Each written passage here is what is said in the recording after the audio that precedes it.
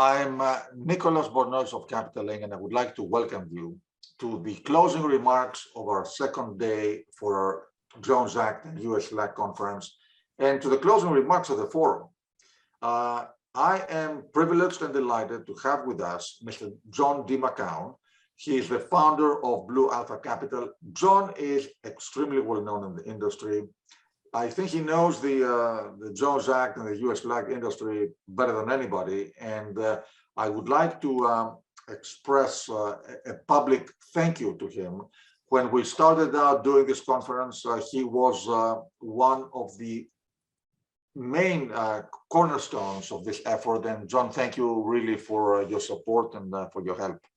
I will turn over the floor to you. I just want to say that it's been a great conference. We got a tremendous lineup in terms of government and private sector participation, wonderful attendance, and we've been very encouraged by this. We hope to continue doing it annually. And John, again, thank you for your help, and the floor is yours.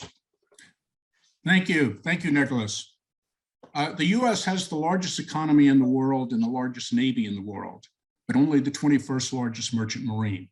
Just after the end of World War II, we did actually have the largest merchant marine in the world.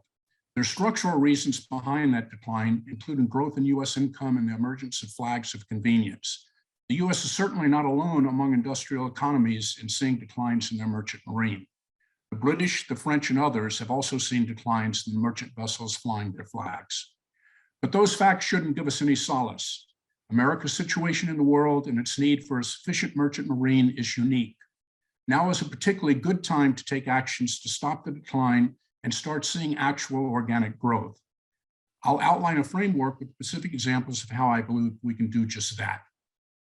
More than 8 decades ago, the U.S. itself was the catalyst for the establishment of flags of convenience driven by its own national security interest.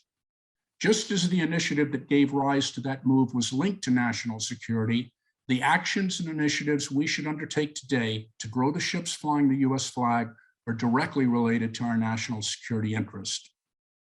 There's been a groundswell of change just in the last few years on the importance of our merchant marine.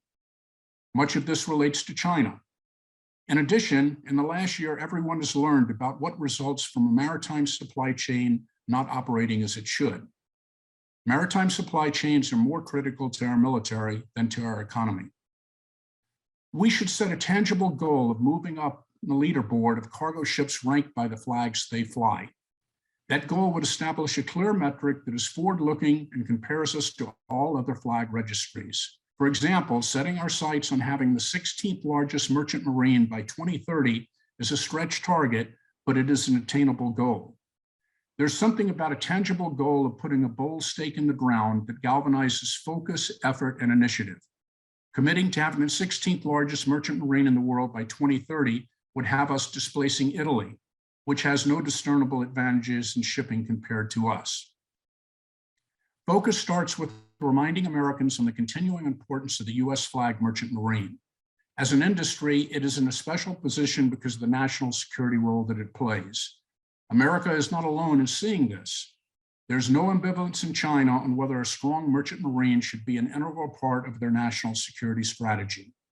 The relative size of their merchant marine is in sync with their Navy, as both are number 2.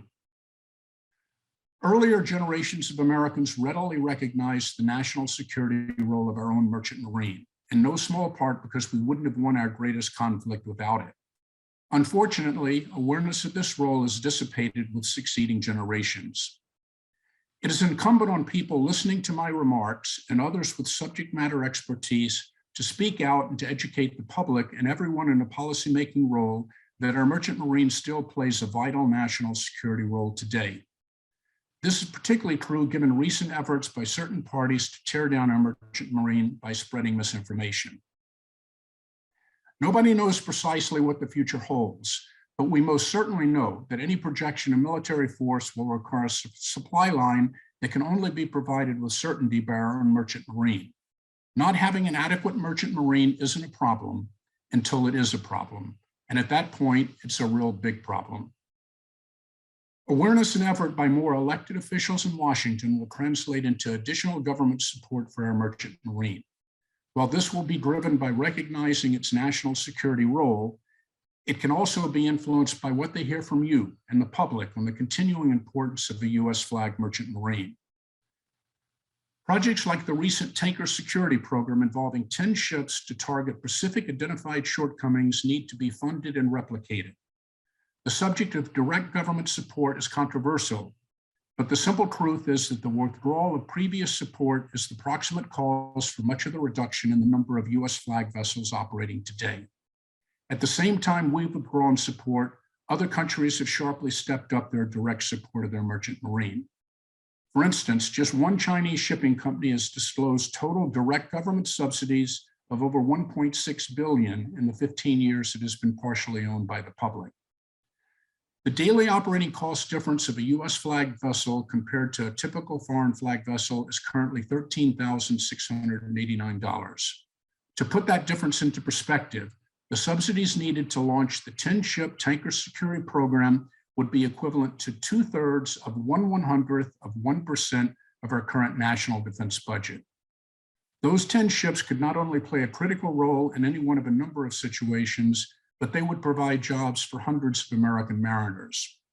Having additional seagoing billets for the highly trained seafarers that come out of our maritime academies needs to be a top priority. That program should be a template for other needed vessels. When we build back our merchant marine, we positively impact the pipeline of experienced mariners.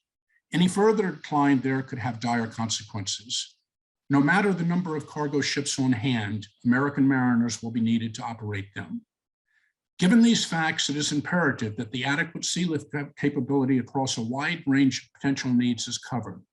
Like not having enough fuel in a plane, the dreadful consequences of not having enough sea lift capability require never getting anywhere near empty. It is in America in the post-war era where container shipping was invented, the supertanker was born, and the design of the bulk carrier was created. The commercial incentives that gave rise to the three primary segments in the shipping industry today all came from here. We need to draw on the thought leadership that still exists in America and tap into the broad array of factors that can help us grow our merchant marine. Initiatives related to both our international and domestic maritime segments will benefit from even more linkage with our capabilities and innovation in the road and rail transport sectors. It is, after all, just one large interconnected supply chain. The better the fit between modes in our country, the more efficient and less congested our overall supply chain will be. It is from these new commercial initiatives that we will have to primarily rely on for growth in our merchant marine. That requires smart choices on where we focus, both in terms of minimizing disadvantages and maximizing growth.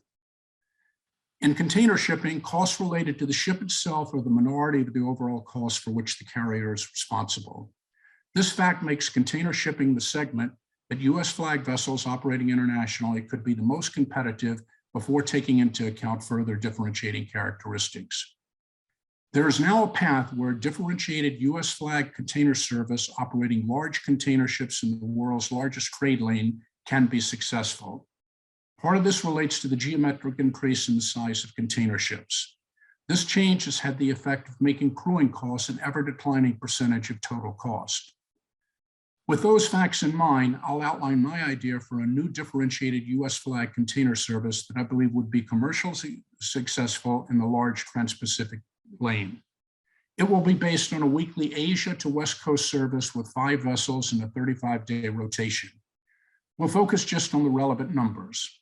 The incremental operating cost per TEU for U.S. flag vessels can be calculated using the $13,689 daily differential. That calculation will be based on just loaded boxes using 90% utilization in the head haul direction and 30% in the back haul direction. Those are typical utilization levels in that trade lane, but below recent actual experience. The average vessel size now in the Asia to West Coast trade lane is around 9,000 TEU, which results in a U.S. flag differential cost of $44 per loaded TEU. Drury, a leading maritime research outfit, shows the February 17th spot rate from Shanghai to Los Angeles was $5,341 per TEU. That puts the differential at 0.8% of the spot rate.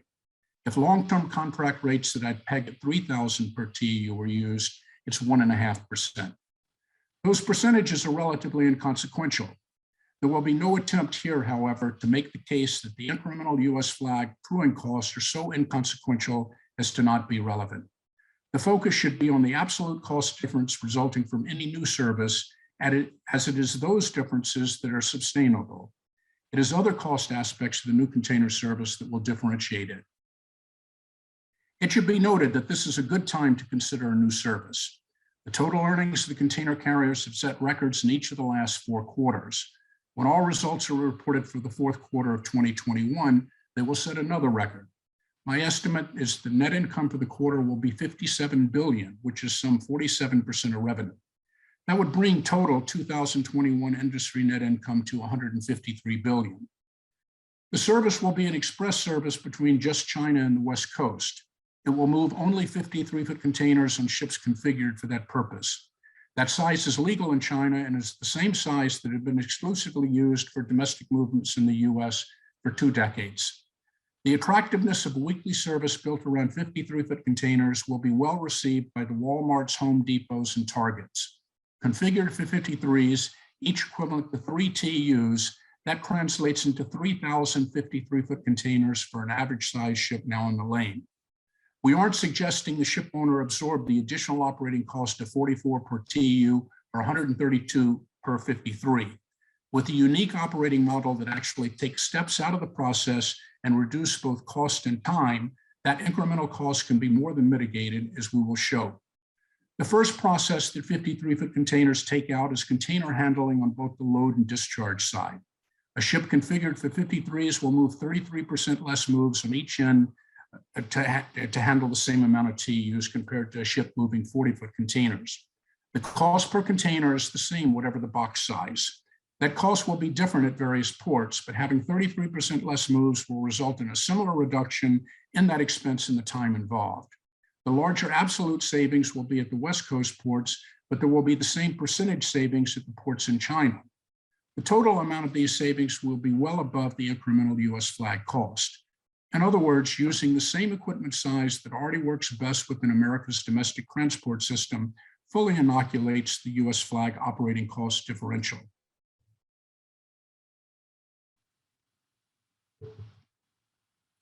The next process that 53-foot containers take out most of the time only applies to the US side. It relates to follow-on moves, mostly. When that happens, it offers even more cost savings than from less cargo handling at the ports. It is axiomatic that cargo inside inbound containers to the US eventually ends up where people are. While some 50% of the inbound containers to the US are discharged to West Coast ports, that coastal range is closer to only 24% of the mainland population. That fact highlights that a large percent of those containers move on a final destination in the middle and eastern parts of the country. The US domestic transport system is highly efficient, and most inland movements over 500 miles now move on double-stack unit cranes carrying just 53-foot containers. The efficiency of that mode in the 53-foot box being the standard for domestic shipments has created major transloading activity near all West Coast ports. In that activity, the cargo in 3 40-foot containers is unloaded and put in 2 53-foot containers. This adds at least $250 per TEU in cost, along with 2 to 3 days of time. However, the inland efficiencies gained in moving 53s long distance on double-stack unit cranes justify that cost and time.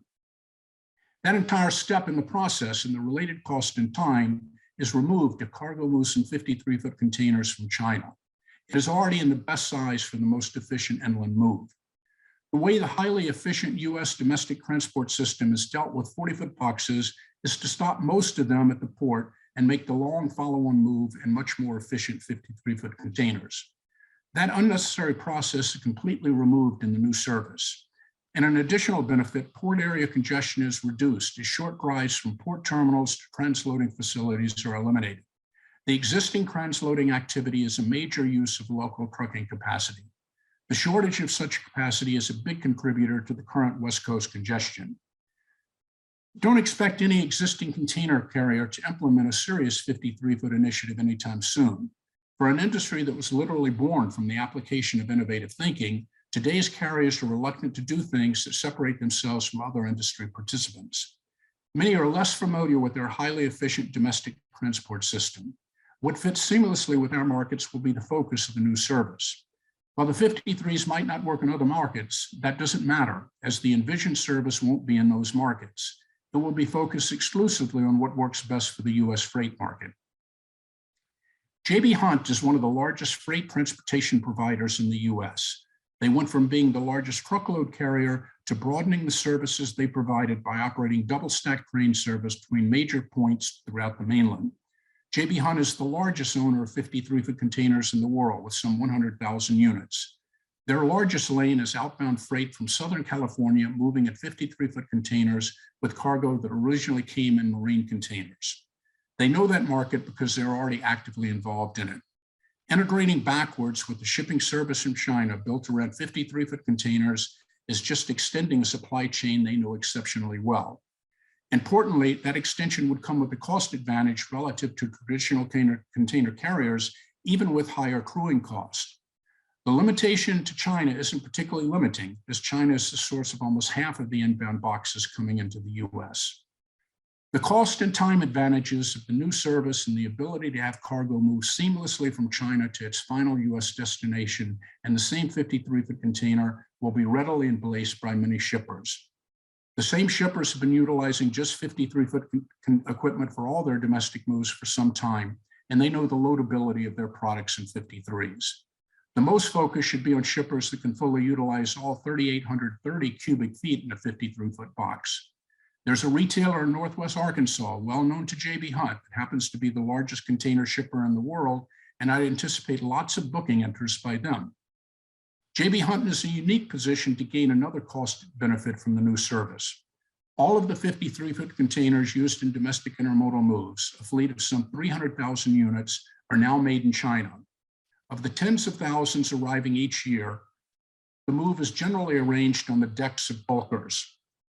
While revenue is sought, it typically just reduces the cost of positioning the equipment. The divergent movements from non-traditional ports make those moves cost centers and not profit producers. A regular scheduled service from traditional ports with 53s completely flips that dynamic.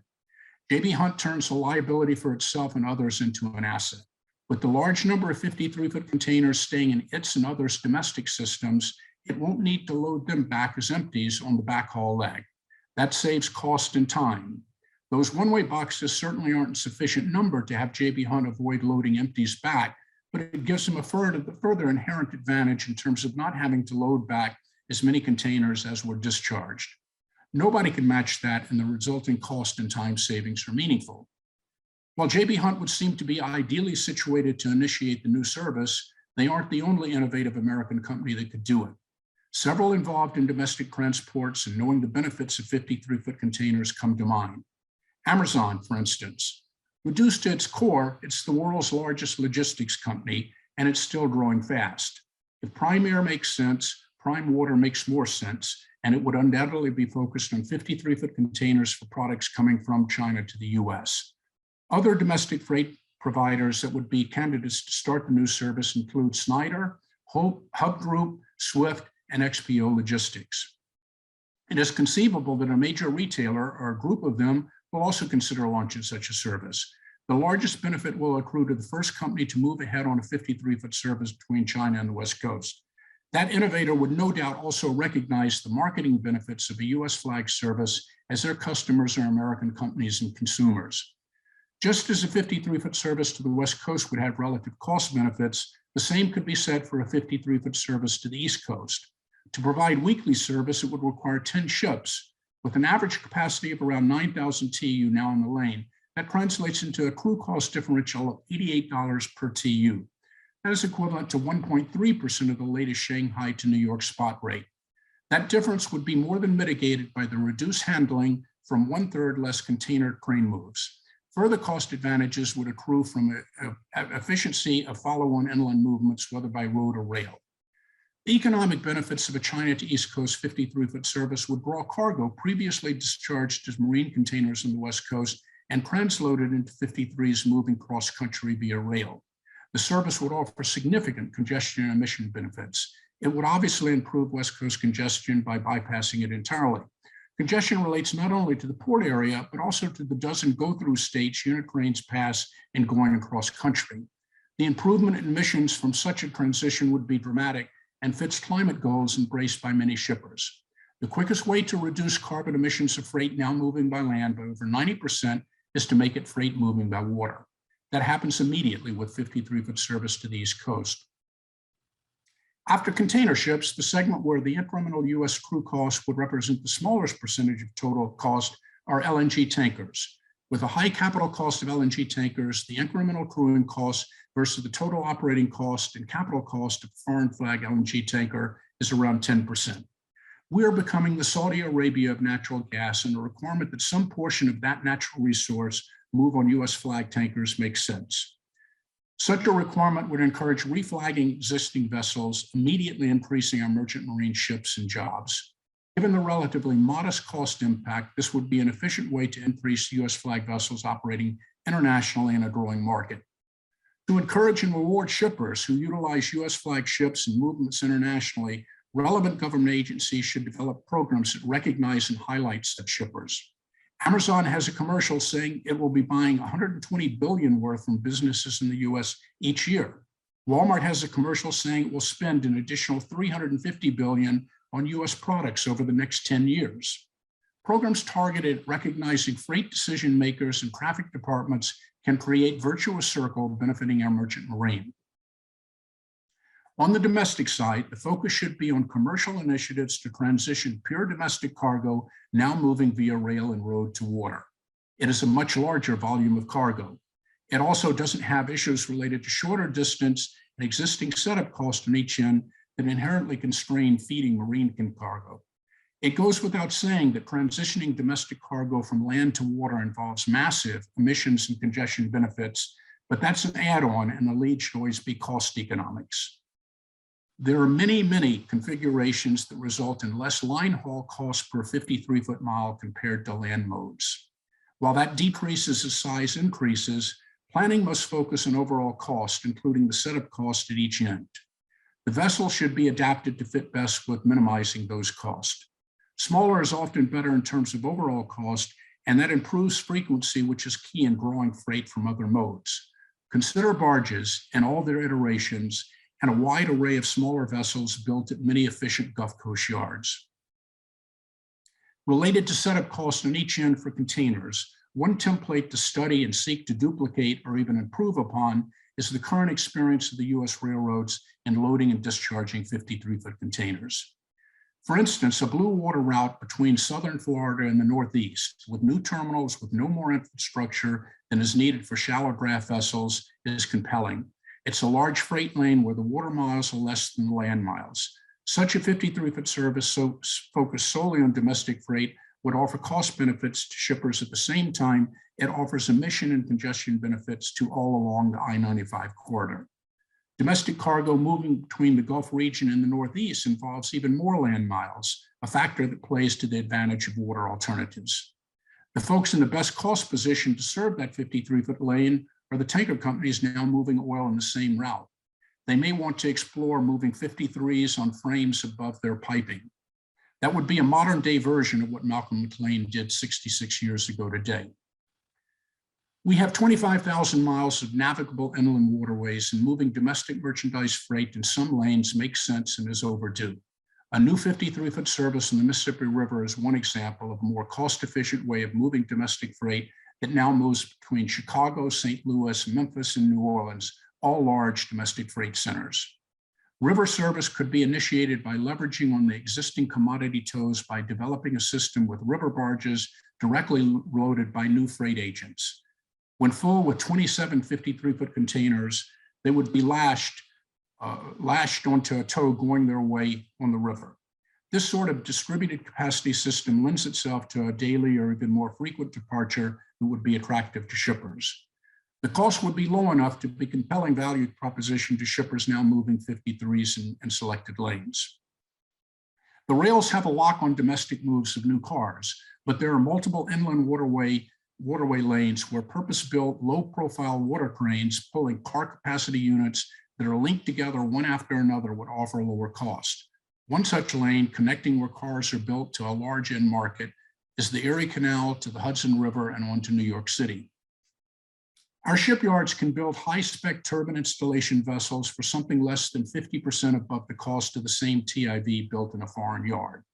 The incremental cost of using these Jones Act TIVs is just 1.4% of the total cost of an offshore wind turbine. These sophisticated vessels and the growth they represent is a key niche we need to grow. They make a statement about what we can do in an important future maritime segment. There should be an all-of-government effort to support various initiatives involving Jones Act TIVs and the range of vessels needed for offshore wind projects. The time has come to reverse the decline in the size of our merchant marine. If anyone needs a tangible reminder of why it is still needed, just turn on CNN and see what Russia is up to. For obvious national security reasons, we must be assured that in all circumstances, we have sufficient US flagged ships for sea lift and adequate crane mariners to operate them. More ships means more jobs, and more jobs means we'll have the experienced mariners if and when we need them. Setting a tangible goal of moving up in relative rank replaces a period of consistent decline with one of upward momentum going forward. To achieve these goals requires focus, effort, and initiative. The area of commercial initiatives where we need to concentrate. It is the path to more sustainable organic growth. An added benefit of such growth is that it may result in more federal government support in a type of virtuous circle. When we show more what we can do for ourselves, some in DC who haven't supported our merchant marine may change their views. Making people aware of the national security aspects, promoting more government funding, encouraging commercial initiatives. Those are the communications that can and should be had by everyone involved in and supportive of our merchant marine. In the end, it is the thought leadership of everyone connected with the American maritime industry and the dialogue and initiatives flowing out of that, which will be the key to the future of our merchant marine. The watchword should be innovation, with the focus on initiatives having the most seamless fit with our domestic supply chain. I'm encouraged about that future, and the reason goes back to the innovative thinking that has always come out of America on maritime matters. Just a couple of days ago, I got a tangible reminder that is still there.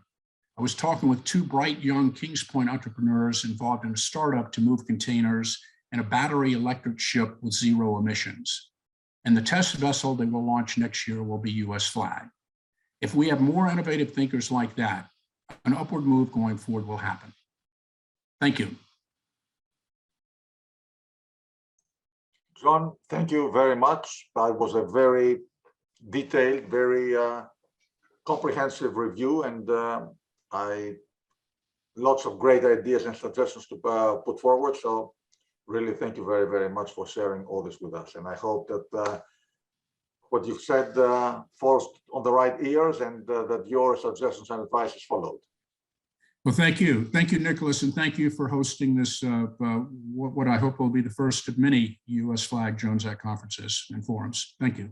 Absolutely. Thank you very much again for your help. And we can call it a forum. We can conclude the forum today. It has been a wonderful 2 days. Thank you very, very much. Excellent. Thank you.